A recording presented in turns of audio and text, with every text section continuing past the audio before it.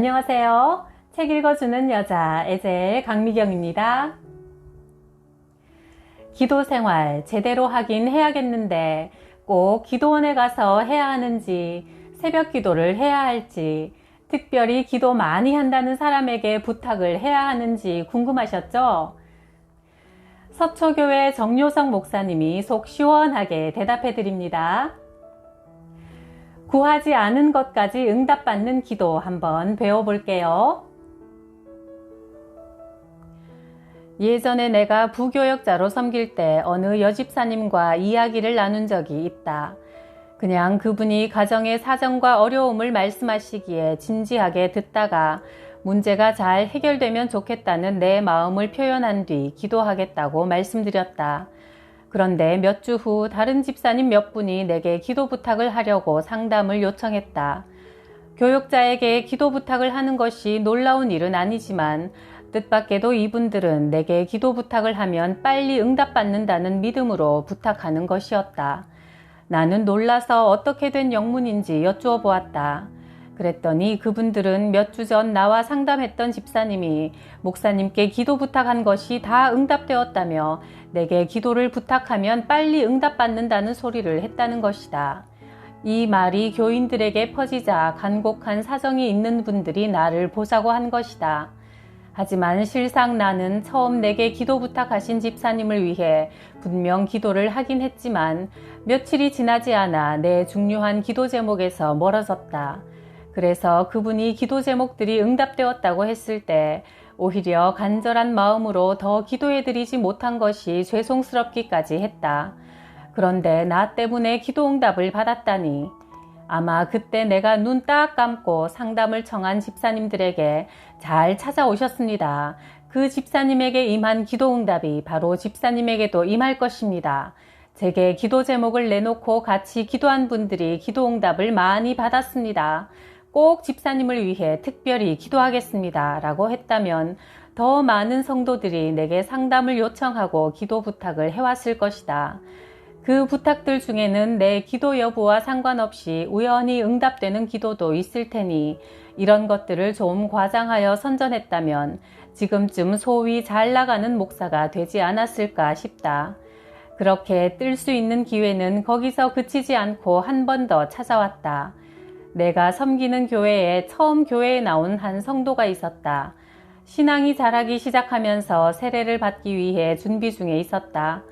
그런데 세례를 받기 닷새 전 뇌졸중으로 쓰러지고 말았다. 중풍이 와서 잘 걷지도 못하고 얼굴 근육마비로 말도 잘 하지 못했다. 대기업 고위직에 있던 그분은 회사를 그만두고 요양에 들어갔다. 세례식이 있던 주일 예배에 참석하여 세례를 받긴 했지만 잘 걷지 못하는 걸음과 어눌한 발음에 보는 이들을 안타깝게 했다. 그런데 다음 날 그분에게서 전화가 왔다. 어제 세례를 받고 예배가 끝난 후 집에 가서 휴식을 취하느라 몇 시간 잠을 달게 푹 잤는데 일어나 보니 마비되었던 몸이 풀리고 말도 정확하게 할 수 있게 되었다는 반가운 소식이었다. 그 후 그분은 완치되어 다시 좋은 직장의 사장으로 취업했고 그분은 하루 만에 몸이 망가지고 또 몸이 회복되는 경험을 하면서 인간이 얼마나 무기력한 존재인지 느끼게 되었고 하나님을 향한 신앙도 더욱 좋아졌다.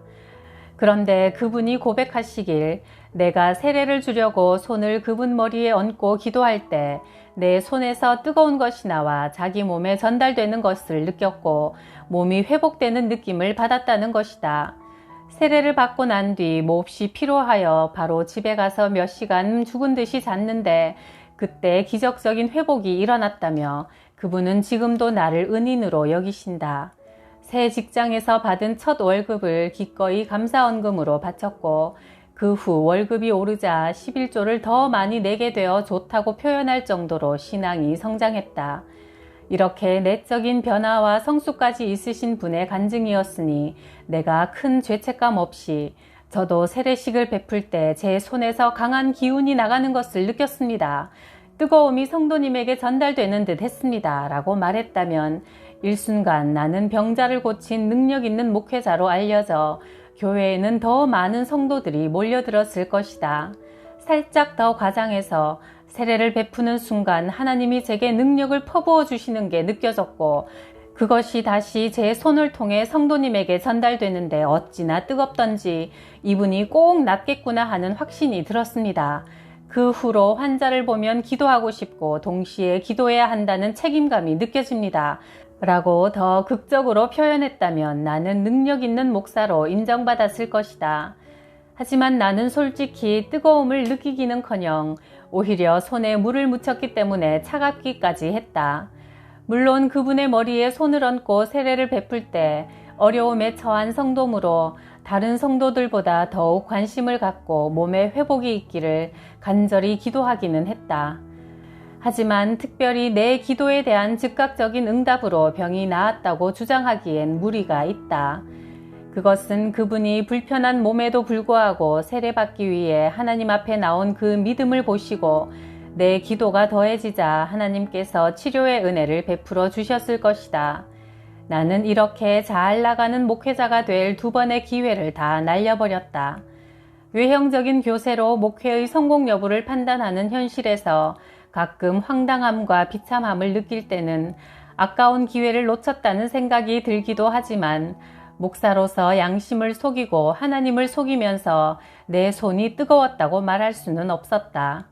또 병 고치는 신유은사가 내게 있는 것 같다는 미묘한 말로 성도를 속이고 내가 기도하면 성도들이 기도응답을 즉시 받는 체험을 많이 한다는 말로 유혹할 수도 없었다. 꽁 잡는 게 매라고 어려움을 당한 성도들은 목사의 설교나 인격보다 당면한 문제를 능력 있게 해결해주는 목회자를 원한다. 굳이 목회자일 필요도 없이 장로든 권사든 문제를 해결해주는 사람이면 찾아다닌다. 내가 아는 어느 자매는 소위 이런 기도빨 세다는 분 때문에 마음에 깊은 상처를 입었다. 그 자매에게는 결혼을 생각하며 교제하는 사람이 있었다. 하지만 자매의 부모는 그 교제를 반대했다. 그러던 어느 날 자매의 어머니는 어떤 기도하는 권사가 하나님의 뜻을 잘 알아맞힌다는 소문을 듣고 찾아갔다. 그런데 그 권사가 기도를 해보더니 하나님이 기뻐하시지 않는 교제라며 두 사람은 이루어지지 않을 관계라고 했다. 자매의 어머니는 그렇지 않아도 반대하던 차에 그런 응답을 듣게 되었으니 하나님의 뜻이라며 딸에게 교제를 그만두라고 했다. 처음엔 약하던 압력이 그 권사의 계속적인 충동으로 점점 더 강해져서 결국 자매는 교제를 포기하게 되었다. 도대체 일면식도 없는 사람의 과거와 미래에 대해 어떻게 그리 즉시 응답을 받아서 자신 있게 말해주는지 이런 사람들의 이야기를 듣다 보면 절로 점쟁이가 떠오른다. 점쟁이는 전혀 모르는 사람의 취직과 결혼, 진학 등 삶의 중요한 문제에 대해 자기가 섬기는 귀신의 도움을 받아 점괘를 알려준다. 시간이 오래 걸리는 것도 아니다. 용하다는 점쟁이는 줄 서서 기다리는 사람들이 많아 고객 한 명당 채 10분을 넘기지 않는다. 그렇게 짧은 시간 안에 한 사람의 인생에서 매우 중요한 결정에 심각한 영향을 미치고는 복채를 챙긴다. 그런데 기도한다는 사람도 이들과 마찬가지로 기도를 해준 후 감사헌금을 받는다. 복채가 감사헌금이라는 이름으로 바뀌었을 뿐 다를 게 없다. 일상사의 문제를 만났을 때 초월적인 현상을 통해 문제를 해결하고 싶은 것은 인지상정이요 사람의 보편적인 종교심이다. 난치병, 사업 실패, 이혼 등의 아픔을 눈앞에 두었을 때 사람은 인생에 대해 예전과는 다르게 생각해 보게 되고 겸손해지는 면이 있다. 인생살이가 사람 힘으로만 되지 않는다는 사실을 깨닫고 초월자의 존재를 느끼고 의지하게 된다.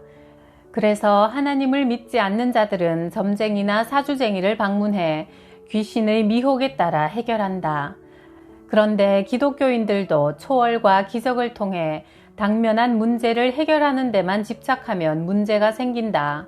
물론 하나님의 기적으로 우리가 생각지 못한 치유와 문제 해결을 경험하기도 한다.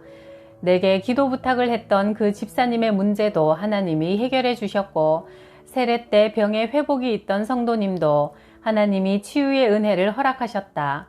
하나님을 믿는 성도라면 이런 하나님의 개입과 은혜를 인정하고 믿어서 자신에게 문제가 생기면 언제든 간절한 마음으로 기도해야 한다. 하지만 어떤 것을 공식화해서 누구에게 기도 부탁을 하기만 하면 문제가 해결된다고 확정지어서는 안 된다. 그렇게 되면 앞으로 문제가 생길 때마다 그 한 사람만 찾아가면 문제가 자동으로 해결된다고 믿고 그를 찾게 된다. 그러면 그 기도하는 사람이 하나님의 자리로 옮겨가게 된다. 하나님께 기도한다는 내적인 본질은 사라지고 그 사람이 기도하면 응답된다는 기도의 외적인 모습만 중요해져 기도가 심각하게 왜곡된다. 하나님은 하나님 앞에 크게 범죄한 사람에게는 실패나 병과 같은 징계로 그 사람을 일깨우시고 이로써 주위 사람들에게 본을 보이시기도 한다. 이런 경우는 실패하고 병을 얻는 것이 바로 하나님의 뜻이 된다.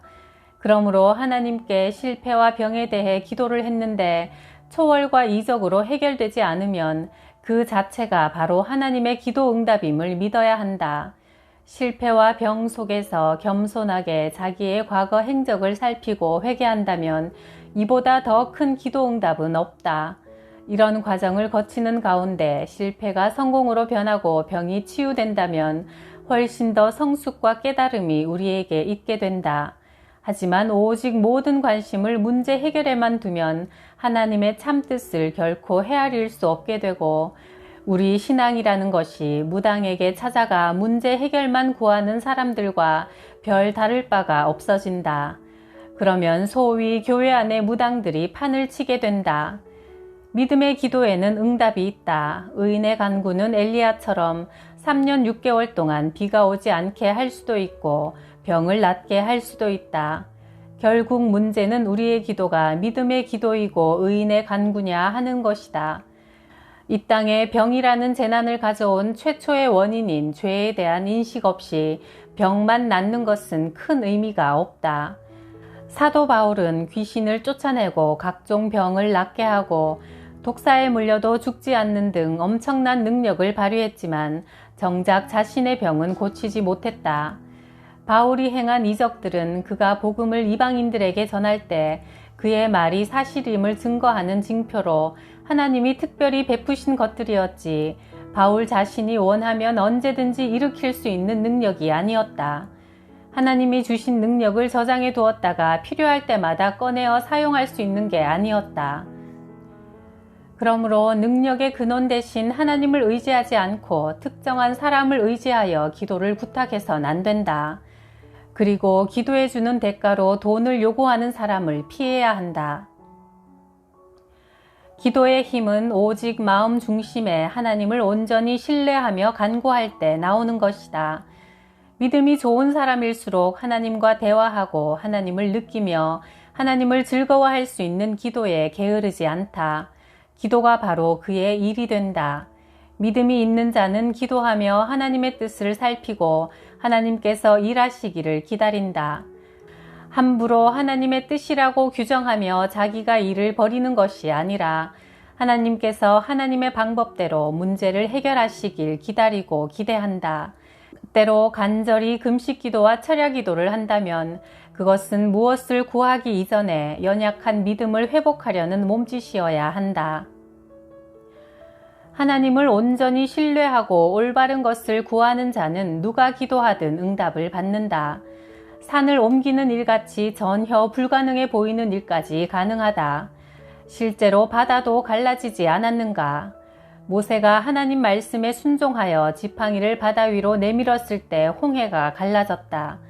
모세가 특별히 능력 있는 자여서가 아니라 모세가 하나님의 말씀에 순종했기에 하나님께서 기적을 베푸신 것이다. 믿음은 우리의 상식과 판단을 초월하여 하나님만 바라보는 것이다. 이런 믿음을 갖기 위해서 예수님처럼 기도에 임해야 한다. 의심과 믿음은 서로를 먹기 위해 피나게 싸운다. 의심이 믿음을 먹어버리면 우리는 일상의 경험과 세상 학문에 기대어 살아가고 믿음이 의심을 먹어버리면 이 세상이 감당할 수 없는 믿음의 사람으로 살아가게 된다. 나를 잘 알지도 못하는 사람에게 기도를 부탁할 필요가 없다. 내게 하나님이 기뻐하시는 믿음 주시기를 먼저 구하면서 내가 기도하면 되는 것이다. 특별히 능력 있는 기도를 하는 사람이 따로 존재하여 미래사를 맞추는 것이 아니다. 그렇게 주장하는 사람들은 대부분 자기를 드러내고 돈에 관심이 있는 자들이다. 정말로 기도하는 사람은 주변에 드러나지 않게 골방에서 조용히 밤낮 기도한다. 우리는 소위 기도하는 사람을 찾아갈 필요 없이 하나님 앞에 직접 죄를 고하며 서로 위에서 기도해 주는 것으로 충분하다. 능력 있다는 누구를 찾아다닐 그 시간에 기도에 관해 언급된 하나님의 말씀을 읽고 하나님의 뜻이 무엇인지 헤아려서 내 사정을 직접 하나님께 아뢰면 된다. 먼저 하나님의 나라와 의를 구하는 믿음과 지혜를 구하면 우리에게 필요한 모든 것을 더해 주신다. 이것을 알고 믿고 기도하는 자가 진정 영험한 기도자다. 기도를 더 빨리 하나님께 상달되게 하는 영험한 장소나 도구 또는 시간이나 사람은 존재하지 않는다. 기도의 능력은 오직 하나님께 있으며 하나님은 기도하는 자의 마음 중심을 보신다. 하나님께 드리는 기도에는 우리의 중보자 되시는 예수 그리스도 외에 다른 매개체가 필요 없다. 하나님이 우리의 기도에 응답하시는 것은 우리가 하나님의 자녀이기 때문이다. 예수 그리스도를 통해 하나님을 아버지라고 부를 수 있는 관계만이 하나님과 우리를 연결시키는 유일한 매체다. 너는 기도할 때 내 골방에 들어가 문을 닫고 은밀한 중에 계신 내 아버지께 기도하라. 은밀한 중에 보시는 내 아버지께서 갚으시리라. 마태복음 6장 6절 말씀. 오직 하나님 한 분만 바라보고 기도할 때 우리의 마음 중심을 보시고 응답하시니까요. 모든 곳에서 어느 때나 즐겨 기도하는 영험한 기도자들이 됩시다. 구독, 좋아요, 댓글로 격려해 주셔서 감사드려요.